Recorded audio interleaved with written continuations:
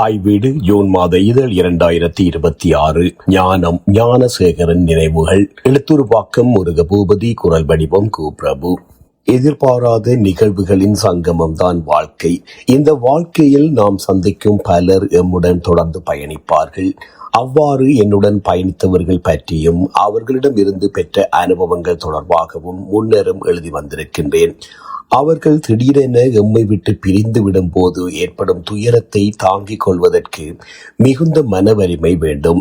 எனினும் அவர்கள் பற்றிய நினைவுகள் எம்மிடம் எஞ்சியிருக்கும்.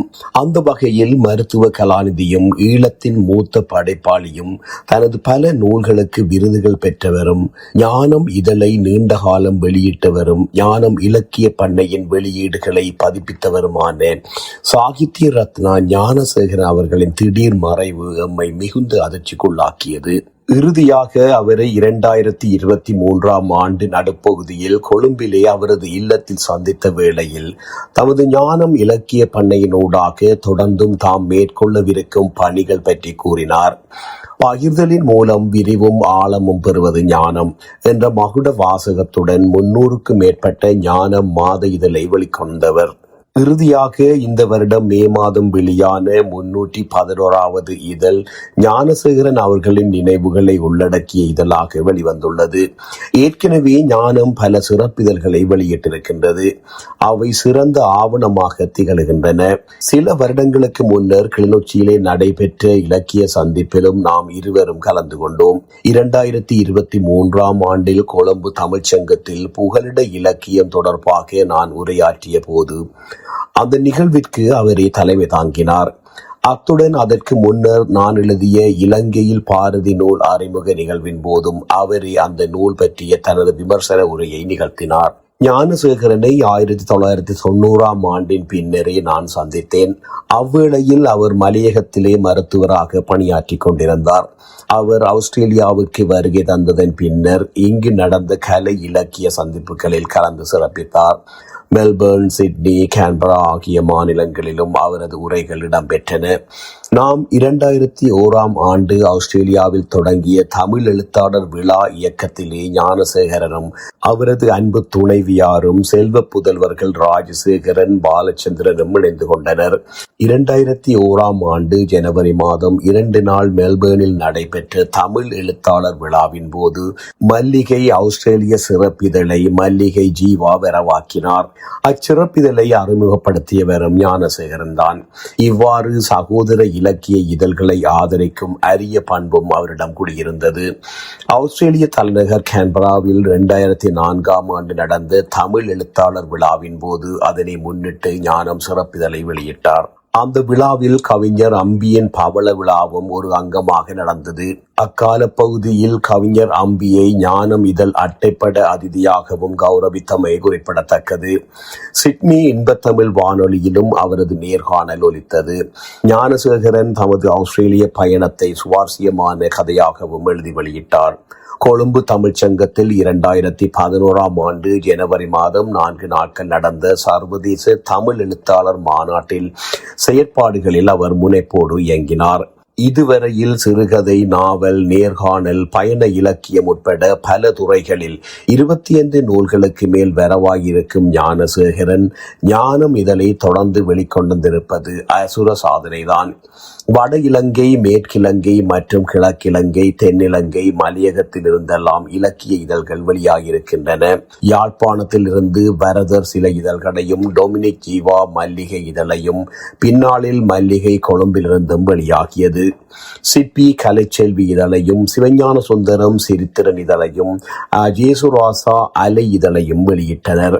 இவற்றை தவிர தேசிய கலை இலக்கிய பேரவையின் தாயகம், திருமறை கலாமன்றத்தின் கலைமுகம் மற்றும் ஜீவநதி, மாருதம் போன்ற இதழ்களும் வட இலங்கையிலே இருந்து வெளிவருகின்றன. மேல் மாகாணத்தை மையமாக கொண்ட மேற்கிலங்கையிலே இருந்து அஞ்சலி, கதம்பம், தமிழமுது, மாணிக்கம் என்பனவும், மலையகத்திலே இருந்து அந்தனி ஜீவாவின் கொழுந்து இதழும் வெளியாகின. அதேவேளை கிழக்கிலங்கையிலே இருந்து அன்புமணியின் மலர், செங்கதிரோன் கோபாலகிருஷ்ணரின் செங்கதிர், மைக்கேல் காலின் வெளியிட்ட மகுடம் மற்றும் சூர்யா நிறுவனத்தாரின் பெண் ஆகிய இதழ்களும் வெளியாகின. பொருளாதார நெருக்கடிகள், விநியோக சவால்கள் உள்ளிட்ட பல்வேறு காரணங்களினாலே இவற்றுள் சில இதழ்கள் காலப்போக்கில் தங்களின் வெளியீட்டை நிறுத்திக் கொண்டன. ஞானசேகரன் அவர்களை பற்றி ரத்தின சுருக்கமாக ஒரு வரியில் கூறுவதானால், இலங்கை வடபுலத்தில் பொன்னாலை கட்டுவனிலே இருந்து தமிழர் புலம்பெயர்ந்த நாடுகள் எங்கும் பயணித்த இலக்கிய யாத்திரிகன் என்று சொல்லலாம். அவ்வாறு உலக நாடுகள் பலவற்றுக்கும் பயணித்திருக்கும் ஞானசேகரன் அங்கு வாழும் கலை இலக்கியவாதிகளின் பணிகளை தொடர்ந்து ஊடகங்களில் பதிவு செய்து வந்திருக்கின்றார். அத்தகைய பதிவுகளின் தொகுப்பு நூல்தான் யாவரும் கேளீர். தினகரன் வார மஞ்சரியில் அவர் 75 வாரங்கள் தங்கு தடையின்றி எழுதி வந்த தொடரிலே பல்வேறு விடயங்கள் இடம்பெற்றுள்ளன. இலங்கை, இந்தியா உட்பட உலகின் பல நாடுகளில் அவர் பெற்ற அனுபவங்களையும் படித்தறிந்த செய்திகளையும் வெகு சுவாரஸ்யமாக தொகுத்திருக்கின்றார். இலக்கியம், நாடகம், நடனம், சினிமா, ஓவியம், சிற்பக்கலை, நூதன சாலைகள், ரயில் நிலையங்கள், அந்த நாடுகளின் கலை கலாச்சார சின்னங்கள், திருத்தலங்கள் பற்றியெல்லாம் தான் கண்டதையும் கேட்டதையும் வாசகர்களுக்கு வெகு சுவையாக தந்திருக்கின்றார். அத்துடன் தனது கூர்மையான பார்வையில் ஒரு முக்கிய விடயத்தையும் அவர் சுட்டி காண்பித்துள்ளார். இது தொடர்பாக 2017 ஆண்டு ஆஸ்திரேலியாவின் மெல்பர்ன் நகரில் நடைபெற்ற 17வது தமிழ் எழுத்தாளர் விழாவின் புலம்பெயர் எழுத்தாளர்களது எதிர்கால தலைமுறைகள் தமிழிலே இலக்கியம் படைக்கப் போவதில்லை என்ற தலைப்பிலே விரிவான உரையொன்றையும் அவர் நிகழ்த்தினார். அதிலிருந்து சில பகுதிகளை இங்கு தருகின்றேன். அவரது அன்றைய கருத்துக்களை சமகாலம் சீர்தூக்கி பார்க்கும் போது அதற்கான எதிர்வினைகளையும் நாம் எதிர்பார்க்கின்றோம். சமகாலத்தில் புலம்பெயர்ந்த நாடுகளிலே தமிழ் அமைப்புகளின் தீவிர முயற்சியினாலே நிலைமை முற்றாக மாறியிருப்பதை காண முடிகின்றது. புதிய தலைமுறையினரின் எழுத்துக்கள் வெளியாகிக் கொண்டிருக்கின்றன என்பதையும் இங்கே சுட்டி காண்பிக்கின்றோம். ஞானசேகரனின் அன்றைய கருத்துக்கள் இவ்வாறுதான் இருந்தன என்பதையும் சொல்வதற்காகத்தான் இங்கு குறிப்பிட்டோம். இனி அவரது இதர கருத்துக்களையும் பார்ப்போம். ஈழத்திலே இடம்பெற்ற போர் காரணமாக ஈழத்து இலக்கியத்தின் இயங்குநிலை இருவேறு தளங்களிலே இயங்கி வருவதை அவதானிக்க முடிகின்றது. ஒன்று, ஈழத்தின் தேசிய புவியியல் மற்றும் வாழ்வியல் அமைவுகளுக்கு ஏற்ப படைக்கப்படும் இலக்கியம். இது ஈழத்தின் உள்ளே வாழ்ந்து கொண்டிருக்கும் இலக்கியவாதிகளால் படைக்கப்படுவது. மற்றையது, போர் காரணமாக ஈழத்தில் இருப்பது பாதுகாப்பில்லை என்று அஞ்சி பல்வேறு நாடுகளுக்கு சென்று ஈழத்தவர் படைக்கும் இலக்கியம். இது புலம்பெயர் இலக்கியம் என அழைக்கப்படுகின்றது. இந்த இரண்டு ஈழத்து இலக்கிய இயங்குதளங்கள் பற்றியும் அவற்றின் இன்றைய நிலை பற்றியும் விளக்குவதே இந்த உரையின் நோக்கமாகும். முதலிலே புலம்பெயர் இலக்கியத்தின் இன்றைய நிலை பற்றி கூறுவது இந்த உரையின் ஒட்டுமொத்தமான உட்பொருளை விளங்கிக் கொள்வதற்கு ஏதுவாக இருக்கும் என நம்புகின்றேன். புலம்பெயர் இலக்கியமானது ஈழத்து இலக்கியத்தின் நீட்சி என கொள்ளப்படுகின்றது. அதாவது ஈழத்து இலக்கியம் ஈழத்து இலக்கியமாக மட்டுமல்லாமல் புலம்பெயர் இலக்கியமாகவும் உள்ளது. இது ஈழத்தமிழர் படைக்கும் இலக்கியமாக இருக்கின்றதே ஒழிய இந்திய தமிழர்களின் இலக்கியமாக இருப்பதில்லை. ஆரம்ப காலத்தில் புலம்பெயர் எழுத்தாளர்கள் தமது நாட்டினை பிரிந்த இயக்கத்தினையும் சென்றடைந்த நாடுகளில் தமக்கு ஏற்பட்ட துன்ப அனுபவங்களையும் பதிவு செய்த இலக்கியமாக புலம்பெயர் இலக்கியம் இருந்தது. புலம்பெயர் இலக்கியம் என்ற அடையாளப்படுத்தல் உருவான காலப்பகுதியிலே இருந்த சூழல் என்று இல்லை. பல நாடுகளிலும் புகழடைந்தவர்கள் அங்கு காலூன்றி நிலைத்து விட்டார்கள். இவர்களுக்கு அறிவு விருத்தி, அனுபவ விசாலம், தொழில்நுட்ப தேர்ச்சி, பொருளாதார அபிவிருத்தி, கலாச்சார புரிந்துணர்வு முதலியன ஏற்பட்டுள்ளன. இவற்றிற்கேற்ப படைப்புகளின் உள்ளடக்க அம்சங்கள் மாற்றம் பெற தொடங்கிவிட்டன. ஈழத்திலே இருந்து புலம்பெயர்ந்த எழுத்தாளர்கள் பலர் இன்று தமிழ் படைப்புலகிலே முன்னணி வைக்கின்றார்கள். இவர்கள் படைக்கும் இலக்கியங்களுக்கு தமிழ் மக்களிடையே உலகளாவிய ரீதியில் மதிப்பு இருக்கின்றது. தமிழக பத்திரிகைகள் இந்த புலம்பெயர்ந்த இலக்கியத்துக்கு முக்கியத்துவம் கொடுத்து பிரசுரிக்கின்றன.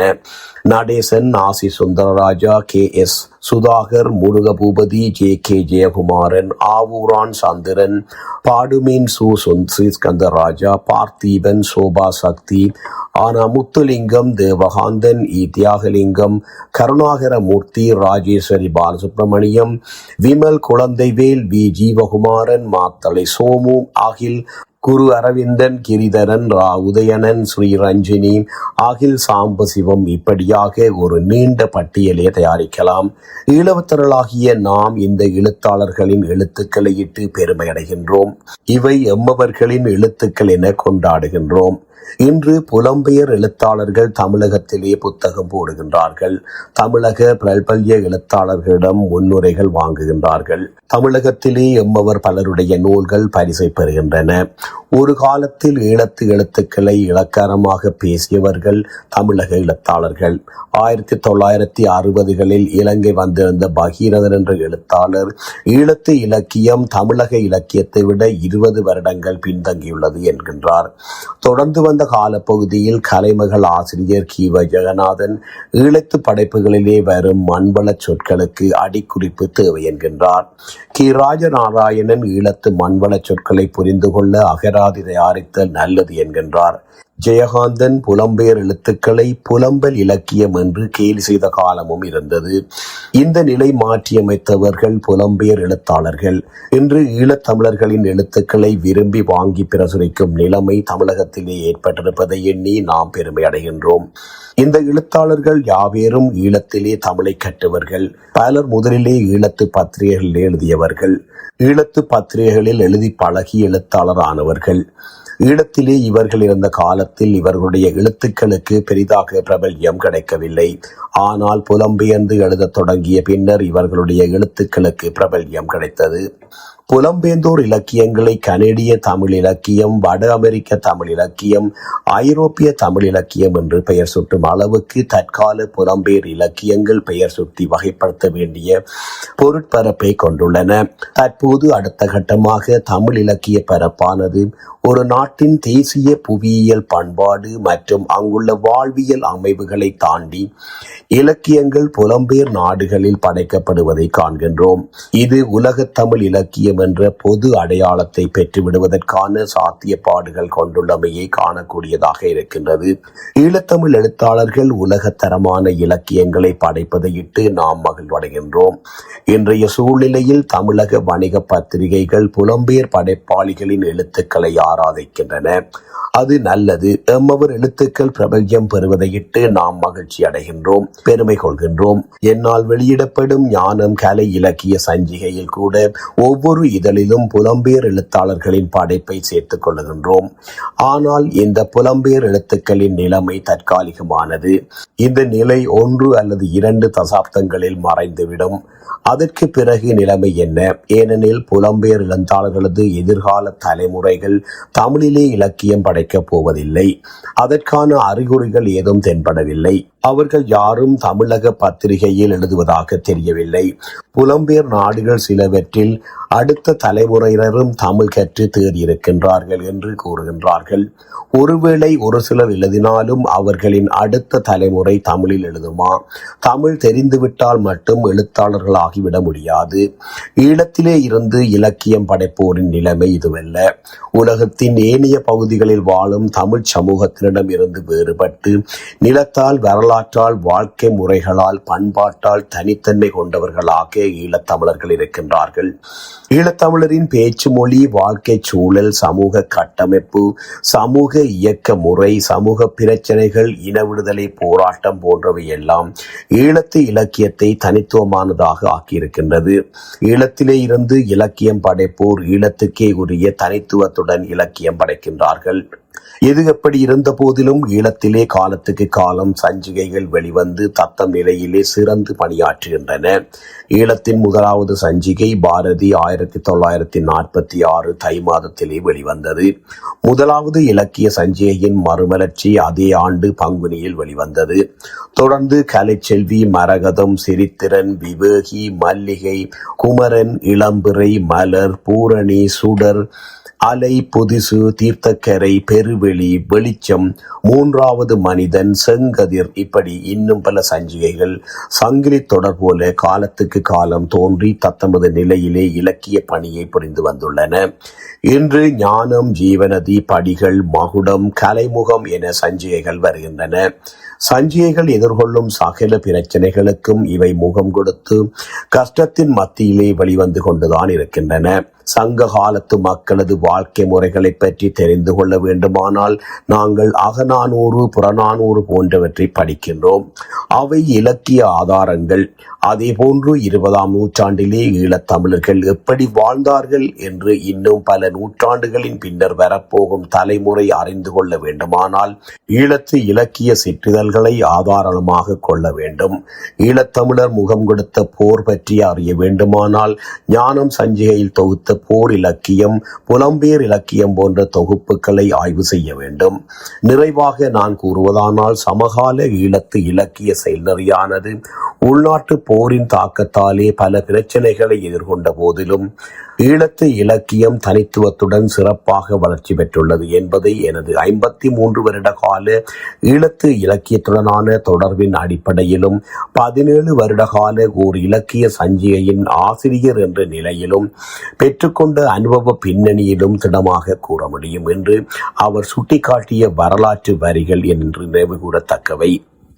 ஈழத்து தமிழ் இலக்கிய சூழலில் சிறுகதை, நாவல், கட்டுரை, விமர்சனம், தன் வரலாறு, பயண இலக்கியம் என பல்முக ஆளுமையாக அரை நூற்றாண்டுக்கு மேலாக தன்னை நிலைநிறுத்தி கொண்டவர் திரு ஞானசேகரன். படைப்பாளியாக மட்டுமின்றி இதழாசிரியராகவும் பதிப்பாசிரியராகவும் வெளியீட்டாளராகவும் அவர் பதித்த தடங்கள் ஈழத்து இலக்கிய வரலாற்றில் மிக கனதியானவை. 1960களில் சிப்பி சரவணன் நடத்திய கலைச்செல்வி இதழிலே தனது முதல் சிறுகதையை எழுதுவதற்கு முன்பே தமிழ்நாட்டிலிருந்து வெளியான கண்ணன் சிறுவர் இதழிலே எழுதத் தொடங்கியவர்தான் மாணவ பருவத்து ஞானசேகரன். பேராசிரியர் கைலாசபதியின் முன்னுரையோடு 1973 வெளிவந்த இவரது முதல் சிறுகதை தொகுதியான கால தரிசனம் இவரது அரிய தொடக்க கால படைப்பாகும்.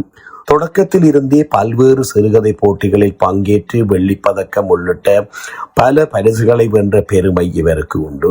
வடபுலத்தின் பொன்னாலை கட்டுவனை பிறப்பிடமாக கொண்ட இவர் தனது மருத்துவ பணி நிமித்தம் மலையக தோட்ட தொழிலாளர்கள் மத்தியில் சேவையாற்றச் சென்றார். அங்குள்ள மக்களின் வாழ்வியல் கோலங்களையும் பண்பாட்டையும் பேச்சு வழக்கையும் ஆழமாக கிரமித்துக் கொண்டதன் விளைவாக இலக்கிய உலகிற்கு பல காத்திரமான வரவுகள் கிடைத்தன. சிறுகதை தளத்திலிருந்து நாவல் இலக்கியத்திற்கு நகர்ந்த ஞானசேகரன் வீரகேசரி பிரசுர நாவல் போட்டிக்காக எழுதிய படைப்பே புதிய சுவடுகளாகும். வடபுலத்திலே நிலவிய சாதி கொடுமைகளை பேசிய இந்நாவல் போட்டி பரிசு பெறாத போதிலும் 1977 தேசிய சாகித்ய விருதை வென்று வியப்பளித்தது. அந்த ஊக்கம் அவரை அடுத்தடுத்து நாவல்களை எழுத தூண்டியது. இலங்கையில் ஸ்ரீமாவோ பண்டாரநாயக்காவின் ஆட்சி காலத்தில் மலையக தோட்டங்களில் தேசியமயமாக்கப்பட்ட போது நடைபெற்ற போராட்டத்தின் போது சிவனு லட்சுமணன் என்ற தொழிலாளி சுட்டுக் கொல்லப்பட்டார். அந்த வரலாற்று சம்பவத்தின் பின்னணியிலே அவர் இயற்றிய நாவலே குருதிமலை ஆகும். ஸ்ரீமாவோ அரசை விமர்சித்து எழுதப்பட்ட இந்த நாவல் அடுத்து வந்த ஜே.ஆர். ஜெயவர்தனா அரசின் காலத்தில் 1979 தேசிய சாகித்ய விருதையும் தமிழ் கலைஞர் வட்டத்தின் பரிசையும் பெற்று மற்றுமொரு வியப்பை ஏற்படுத்தியது. இந்த நாவல் மதுரை அமெரிக்கன் கல்லூரியின் முதுகலை MA பாடநூலுக்காக தெரிவு செய்யப்பட்டதுடன் சிங்கள மொழியிலும் மொழிபெயர்க்கப்பட்டது. இதன் தொடர்ச்சியாக மலையக பின்னணியின் அம்மக்களின் வாழ்வியல் துயரங்களை பதிவு செய்த இவர் எழுதிய லயத்து சிறைகள் 1994 நாவல் மத்திய மாகாண கலாச்சார அமைச்சின் சாகித்ய விருதையும் இலங்கை இலக்கிய பேரவையின் சிறந்த நூலுக்கான சான்றிதழையும் பெற்றது. இவரது கவ்வாத்து 1996 குறுநாவல் இலங்கை தேசிய கலை இலக்கிய பேரவையும் தமிழ்நாட்டின் சுமங்கலா இதழும் இணைந்து நடத்திய போட்டியில் பரிசு பெற்றதுடன் விபவி கலாச்சார மையத்தின் தங்கச்சங்கு விருதையும் 1997 மத்திய மாகாண சாகித்ய விருதையும் வென்றது. இவருடைய சிறுகதை ஒன்று தெளிவத்தை ஜோசப் தொகுப்பிலே துறைவி வெளியீடாக வந்த மலையக கதை தொகுப்பிலும் இடம்பெற்றுள்ளது. மேலும் இவரது எரிமலை நாவல் இலங்கையின் தேசிய இனப்பிரச்சனையையும் அதன் விளைவாக உருவான பாரிய அரசியல் நெருக்கடிகளையும் தொடரும் இன முரண்பாடுகளையும் ஆழமாக பேசுகின்றது. 1998 இவரது ஆல்சேசனும் ஒரு பூனைக்குட்டியும் என்ற சிறுகதை தொகுதி மல்லிகை பந்தல் வெளியீடாக வந்தது. ஞானசேகரனின் கதைகள் இவையும் மல்லிகை இதழில் வெளிவராத சூழலில் அவரது கதை தொகுப்பை மல்லிகை பந்தல் வெளியிட்டது இலக்கிய உலகிற்கு ஒரு வியப்பு கலந்த ஆரோக்கியமான பதிவாகும். இத்தொகுப்பு பின்னாளில் இலங்கை சப்ரமமுவா பல்கலைக்கழகத்தில் பாடநூலாக ஏற்றுக்கொள்ளப்பட்டது. படைப்புலகிலே தடம் பதித்த ஞானசேகரன் தனது ஆஸ்திரேலிய பயணத்தை தொடர்ந்து ஒரு சிறந்த பயண இலக்கியத்தையும் நேர்காணல் தொகுப்பையும் வழங்கிவிட்டு தனது முழு நேரத்தையும் ஞானம் இலக்கிய இதழுக்காக அர்ப்பணித்துக் கொண்டார். தனது ஞானம் இலக்கிய சிற்றிதழின் வாயிலாக இளைய தலைமுறை எழுத்தாளர்களை கண்டறிந்து அவர்களுக்கு நல்ல வழிகாட்டியாக விளங்கியதோடு ஞானம் சிறுகதை போட்டிகள் மூலம் புதிய படைப்பாளிகளின் தொகுப்புகளை தொடர்ந்து ஆவணப்படுத்தினார். இதனாலே ஞானம் இதழுக்கு பெருமையும் அதன் வாசகர்களுக்கு பயனும் படைப்பாளிகளுக்கு சிறந்ததொரு தளமும் கிடைத்தன. ஞானம் பதிப்பகம் வெளியீட்டகத்தினூடாக இதுவரை 40க்கும் மேற்பட்ட முக்கிய நூல்கள் ஈழத்து இலக்கிய உலகுக்கு வரவாகின. அத்தோடு நின்றுவிடாமல் ஞானம் இலக்கிய பண்ணை எனும் அமைப்பின் வழி இலக்கிய விழாக்கள், சான்றோர் கௌரவிப்புகள், நூல் வெளியீட்டு நிகழ்வுகள், நினைவஞ்சலி கூடல்கள் மற்றும் இளையோருக்கான இலக்கிய பயிற்சி பட்டறைகள் போன்றவற்றை தொடர்ச்சியாக ஒருங்கிணைத்து ஒரு பண்பாட்டு தளத்தையே அவர் கட்டியெழுப்பினார்.